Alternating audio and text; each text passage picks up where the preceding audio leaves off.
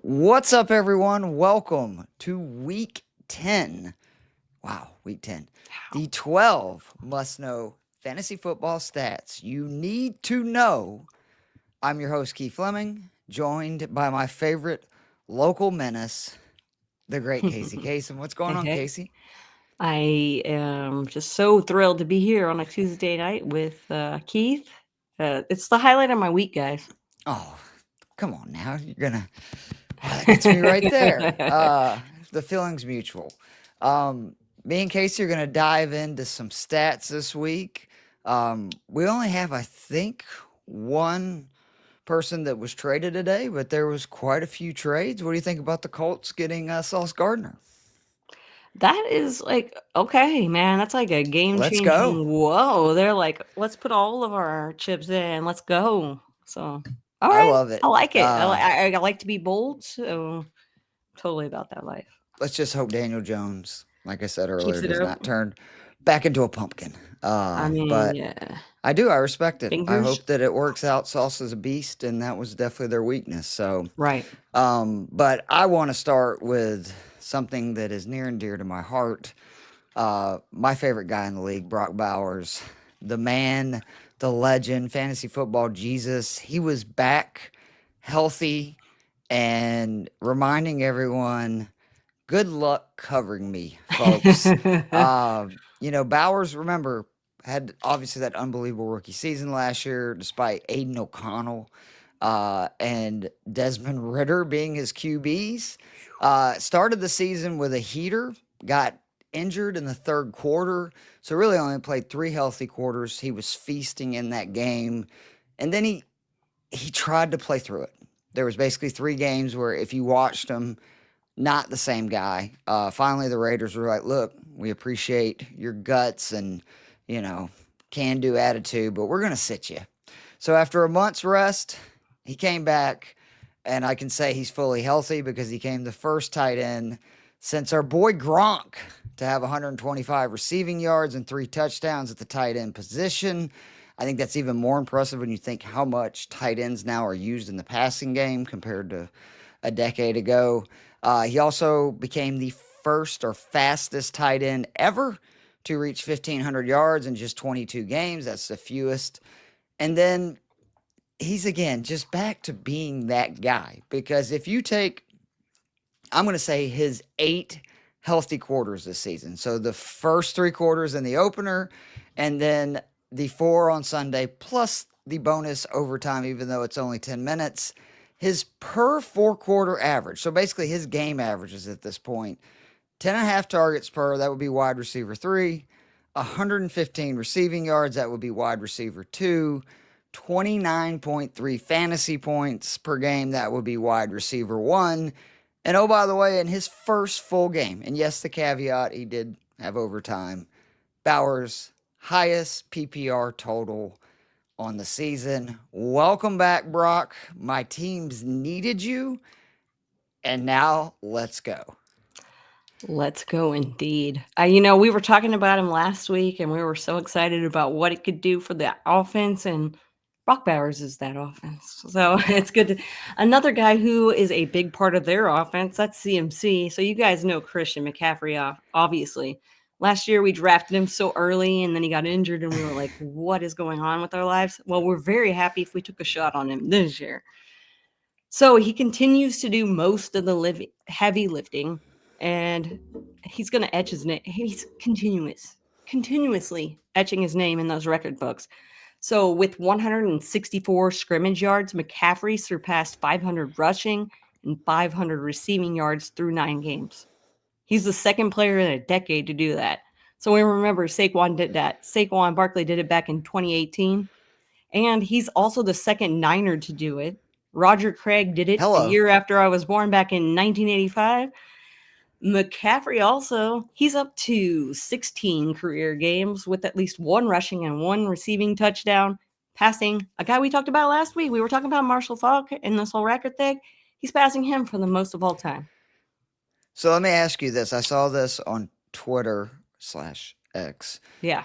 Do you think that the 49ers are sacrificing a player each week to make sure that Christian McCaffrey stays healthy this year because they lost Mikael Williams, the rookie from Georgia, on top of, again, all the other Sacrifices. injuries. And it does kind of feel like that to keep CMC healthy, they have to, like, it's like a Other. guillotine league. They just have to I, scratch somebody every week. yeah, that's exactly what it is. And I like that analogy right there. I like that. Yeah, it's kind of brutal out there. But he is carrying fantasy football Yes, teams he for is. sure. For sure. Thank you. Another guy who is on a heater, Drake London, started slow. He definitely did, but despite only playing 7 games, fourth in targets, eighth in receiving yards, he's now all the way up to sixth in fantasy points per game. Again, the first 3 games, which remember he did get kind of dinged up at the end of the Tampa game. Said he didn't really feel right to that Buffalo game a few weeks ago. So those first 3 games, 16 receptions, 159 yards, 0 touchdowns, only 9.96 points per game. Highest week was wide receiver 23, those first 3. Since then, his last 4, 31 receptions, 414 yards, 5 tutties, 3 top 5 weeks at wide receiver, 2 numero uno weeks. That's real good. Averaging 25.95 points per game.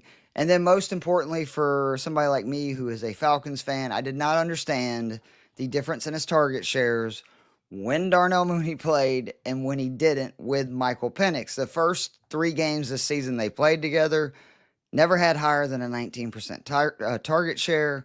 London averages like a 35% when he doesn't play. But this week, with both on the field, 37.8% target share. I think the Falcons have realized whether Mooney plays or not, just throw the damn ball to Drake London.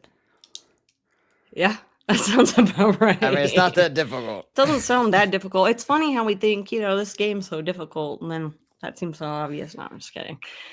Something else that might be difficult. So Kyle Monangai, my wife was like, if you say Kylie Minogue, I won't fault you for that. I That's what I would say. butchered the name on the DFS show last Friday with Joe Matz. He got quite a kick out of it. But I got it now. It's Monangai. What a great name. Monangai. And I love it. And I love, she knows that I study these names hard and I still mess them up. But the first rookie running back to pop for 150 rushing yards this year, who do you think that is? Monangai. My guy, Monangai. Kylie Minogue. Yes. Kyle Monangai. Yes, sir. The round 7 rookie. That is him. Heavy Pacheco vibes, right? I mean, yeah, kind of. Pacheco was a 7th, or was he a 6th round? But either way, He was late round guy. He was a later round guy. 123 yards after contact over the weekend. The Bears rookie, also in his first NFL start. Let's look at this. 74% snap rate, yes. 29 touches. Keep going. Ooh, ooh. 198 scrimmage yards.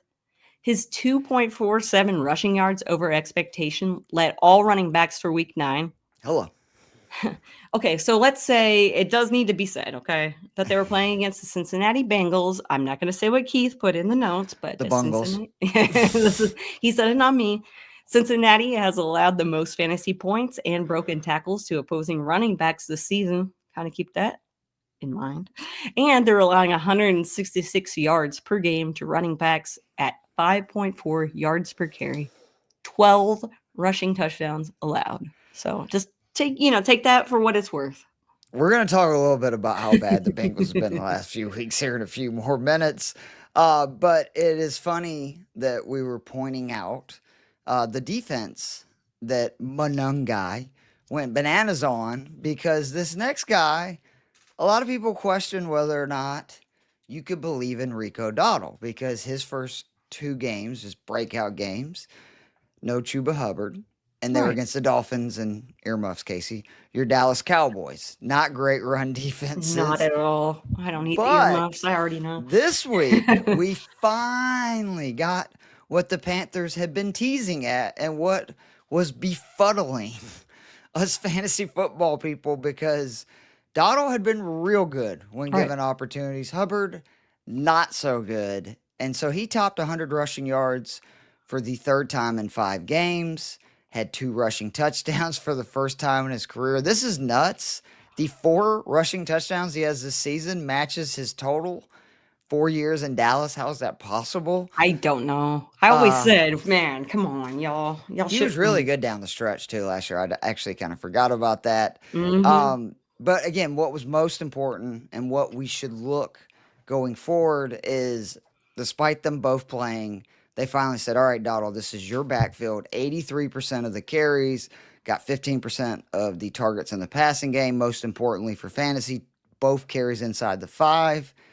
And all of a sudden, if you look at the games that he has been the bell cow, 20 plus touches, he's averaging 173 rushing yards and 31.5 fantasy points per game. And don't look now, the Carolina Panthers might have a realistic chance of making the playoffs. They're winning games with Bryce Young barely eclipsing 100 yards, throwing more interceptions than touchdowns, all because of Rico Dowdle. Wow, wow, wow. Oh, Uncle Rico. Yes, man. What could have been? Okay, as a sour Cowboys fan, let's move on. Let's talk about the Patriots. I'll talk about their run defense because Oh, it's good. they actually have one, unlike a lot of teams. After holding Bijan Robinson to 45 rushing yards, the Patriots are now the only team since 1950 to hold opposing running backs under 50 yards in the first 9 games of the season, coming from our friends over at ESPN Research.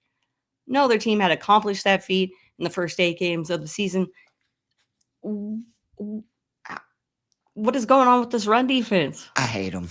I hate the Patriots. They get it all the time. All First the Drake time. May, You were talking about the Drake next May last guy. week. Now they Not got this fair. elite run defense. Of course, we shouldn't be surprised. That was something Mike Vrabel always had in Tennessee, Yep. right? So Yep. coaching does matter. On the other end of the spectrum, you were highlighting how bad this Bengals team and defense has been, the Bungles, as I said, versus the run. But we just got to talk about them overall. They are now allowing 426 yards to opposing offenses.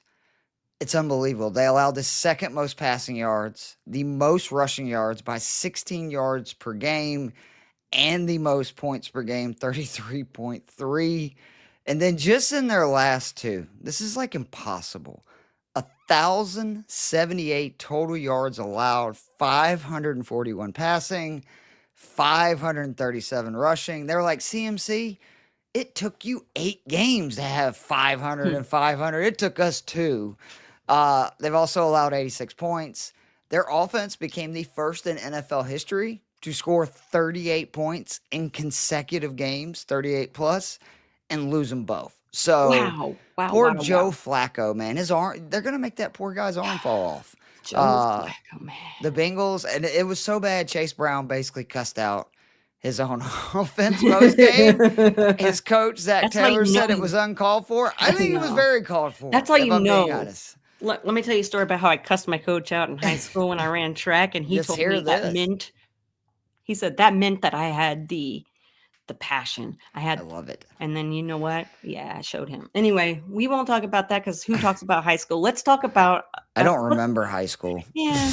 Let's talk about something we do remember. Joe Alt and his importance to the Chargers. Ooh, That's probably something that you remember, especially if you have anybody playing against the Chargers. But sad news. He's he's out for the season, right? He just had that ankle injury. He they've already exited the game. lost Slater, so they've lost 2 It's tackles that not they draft in good. the top 8.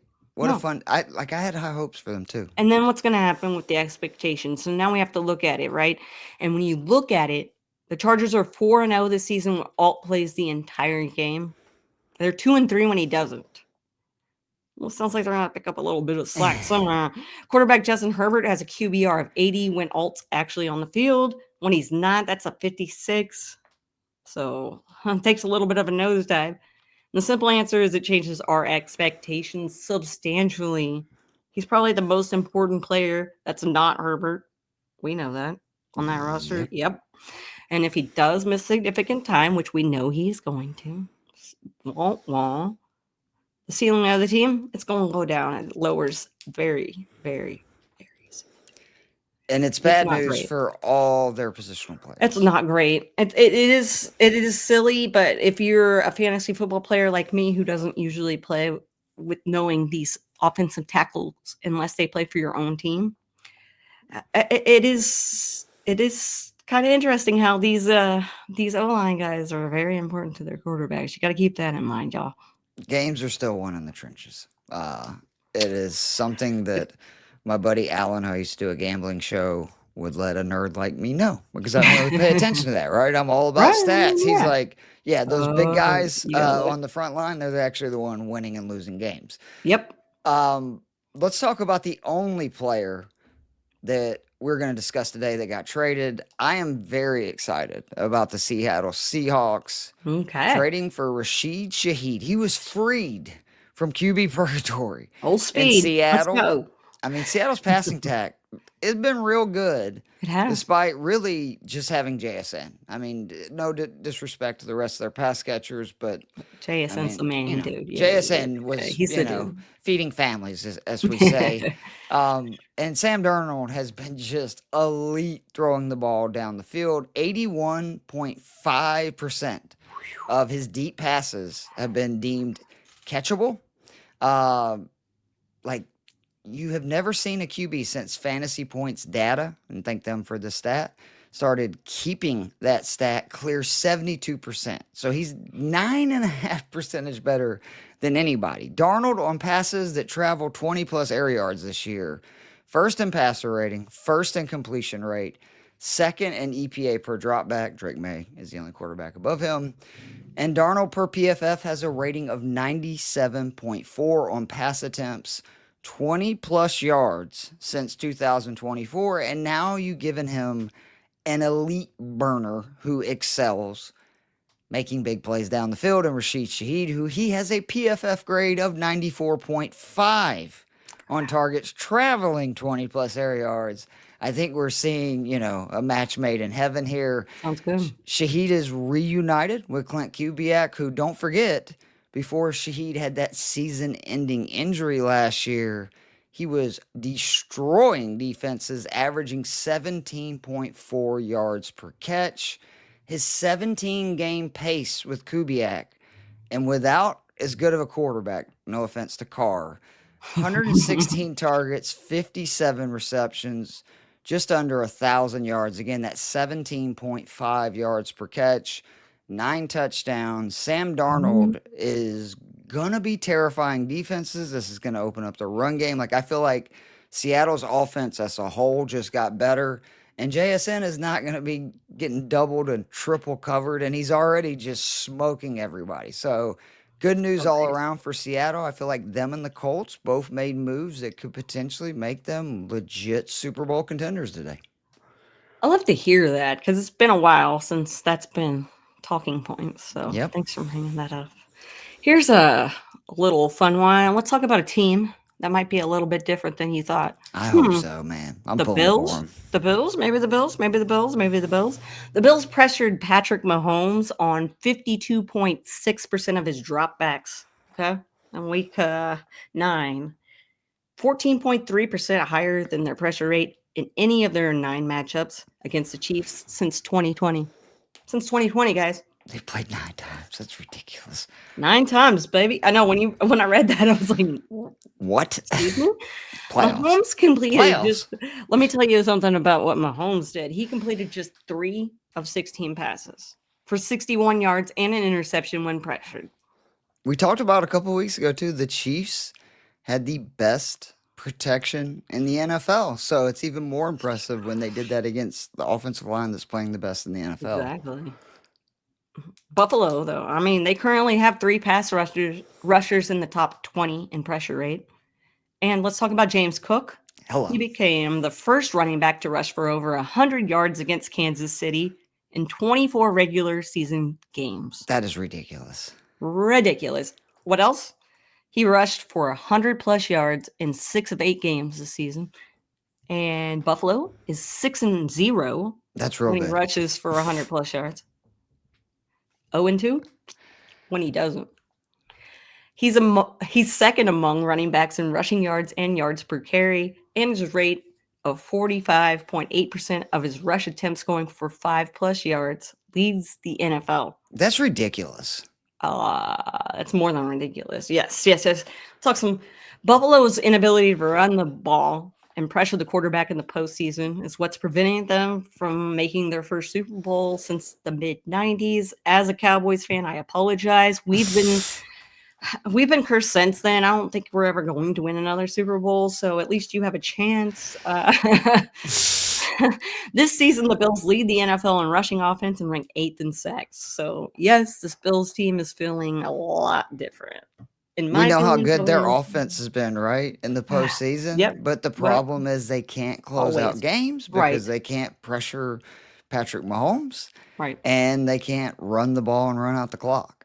I think it's going to be different this year. But the problem is they may have to go through New England. I don't even know if they're going to win their own division, which is just outrageous. I want to talk about somebody that, maybe throw a few dimes if you got a few for MVP. That's what I was about to say. Was this like another MVP candidate we're about to talk We about? know it's a QB award, right? Like poor Yeah, for CMC, sure. poor JT. Like you got He no. I tried. saw CMC is 100-1 to win the MVP with what we just talked about. That shows that they know they're not giving it to a non-QB. But Matthew Stafford, you give Yep.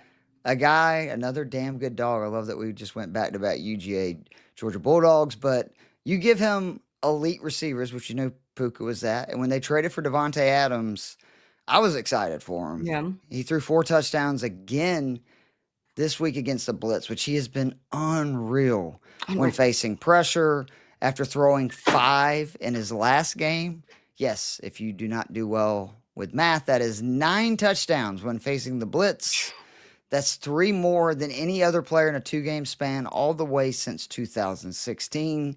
He has thrown 16 touchdowns and 0 interceptions this season versus the Blitz. Wow. Stafford is the 4th quarterback ever in the 5th instance overall with 20-plus touchdowns and 2 or few interceptions in their team's first 8 games of the season. Stafford passing among quarterbacks, it's real good. 268 yards, that ranks second. 21 touchdowns, that ranks first. The 2 interceptions tied 33rd. That's not like a Trevor Lawrence where you don't want to be like 27th or worse like he is in all these categories. You want to have that high number for the interceptions. And his 113 passer rating is 6. The Rams, another team that legit chance, I think, to win the Super Bowl. I think it would put Stafford in a whole nother class because it would be his 2nd Super Bowl win.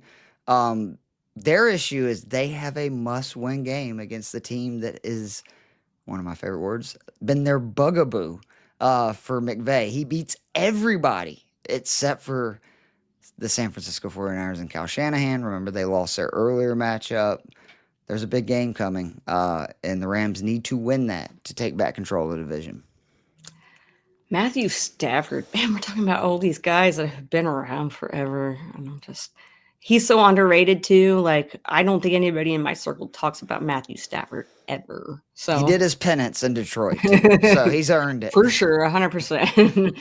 Let's talk about someone who may or may not earn. I mean, running back 1 in the New York Giants backfield is a big question mark. We were wrong about this last week. I just want to say I apologize. I mean, sure. Because the NFL is funny like that, isn't it? It likes to just throw us a couple of curveballs every now and then, and this was one of them. We're talking about the New York Giants backfield with Devin Singletary being the running back 1, question mark. We assumed that Tyrone Tracy was going to be the Giants' starting dude, leading the backfield, after Cam Scatterboo was lost for the season. Big time tears emoji. Tracy was outsnapped by one and only Devin Singletary, 55% to 45%. Singletary saw more carries at 8 than Tracy's 5, and Singletary saw all 5 rushing attempts inside their opponent's 10-yard line. That's important. That is very important to note. So write that down. Tracy averaged only 3.6 yards per carry, while Singletary averaged 5.4. And Tracy was on the field for 7 of 12 third downs, but Tracy's 49% route participation was only 10% more than Singletaries. Didn't see that coming. No, didn't see any of that. Quarterback Jackson Dart, who you told my father to start over Caleb Williams, which was pretty close. My dad likes Sorry. to go to Keith for Sorry, fantasy Dad. advice, by the way. No, you know what? I It was forgot it actually was pretty the close. Bengals. And it wouldn't have, honestly, it wouldn't have mattered. They were very close. Jackson Dart, he saw more rush attempts than Tracy at 8, averaging twice as many yards per attempt and scored a rushing touchdown for the 5th time this season in his 6 starts as a Giants quarterback. Automatically why you want to start it. Neither of the New York Giants running backs is startable at this point, really. Like, unless you're super desperate, it's not worth touching. When the quarterback is rushing more than the running backs, like that's like when Kyler Murray with that stat with Kyler Murray, like, come on. This is Seattle 2.0 this season, right? Like you don't want to start either back because it's just It's gross. just not, and some teams, and sometimes we just have to go. Just because they're the lead back doesn't mean they're worth starting. Yep. And again, unless you're desperate, I would watch out because I do Just want keep to an see eye on another that game before I'm situation. willing to say. That's why the question mark was there. The Is question mark. Devin Single, the number one, or is it just going to be a week to week thing? I do want to just also add the caveat because we talked about Jackson Dart last week. Yeah. He once again has scored 18.6 points or more, scoring 27. His 23 points per game. There is only 3 quarterbacks in the NFL averaging more points than him. He is going to be a top 10 quarterback this year. He has thrown a rushing, he has scored a rushing touchdown and thrown a passing touchdown 5 of 6 games. Yeah. And he has rushed for 50 yards or more. That's why I'm like, 4 of 6 games, he is still averaging over 8 points per game just with his legs. This is Jalen Hurts, his first year or two in the league. This is Bo Nix last year, Justin Fields. Like no these surprises. You're not don't getting look. it's all solid so You're far. gonna get points it's no not- matter what. Giants defense is bad. Like I'm telling you, Dart is somebody. If you have him and you don't have like Lamar or Allen or Mahomes, I don't know if there's really any other guys that I would start week to week over him at this point until something changes. Because again, 6 for 6 is pretty good, and 23 points per game. This is not, a what is it? An anomaly. There you go, Keith. No, You there you got eventually. the word. SAT It is word. actually a trend. But that is the 12 stats you need to know for week 10. Great stats for week 10. God, man, it's already November. How? It's dark outside at like 5:30, which is so depressing. I want to go to bed right now. Dude, me and Brittany were just talking about. We were like, "Is it like midnight?" It was 6:30. So I don't know. Thanks a lot, daylight savings. I hate you. I really do. Who cares about the kids, man? Oh, for the kids in the morning and farmers. Not for me who would like to sleep in and not wake up 15 minutes before my alarm goes off. But right? First world problems for me and Casey. Yeah, right. But that's okay. That's the biggest problem in my life. I think I'm doing okay. So. Amen. But I'm gonna still bitch about it. That's just who I am. That's true. That's true. It is. Anything you want to plug before we get out here, Casey? Let's see. So you can find my work with Fantasy Six Pack doing the drop article every week. So check that out. I try to give you guys to drop. Unfortunately, Jacoby Myers got traded. So I don't know, maybe pump your brakes. I did say that. So, but yeah, I post that every week on, usually comes out on Tuesdays, and SundayDreamersClub.com for all your awesome fantasy football t-shirt needs. I've got the fantasy football. It's a support your local fantasy football league. So that's very important to support your local fantasy football league. So yes. And I just wanted to plug how awesome Keith is. All right. Well, now I got to throw back how awesome Casey is. Thanks. It's just a circle jerk at this point, but that's okay. Good band. We really do enjoy making the show. We appreciate all the support. The show continues to grow each week, which is great. And you should check out all the amazing stuff on Fantasy Six Pack. My main slate DFS article will come out Friday. If you follow my cash game cheat sheet this week, we finally had a banger, ladies and gentlemen. So it was good to put some cash in the pocket. But we will be back for week 11 next week. Hope you guys have a wonderful week. And we'll see you soon.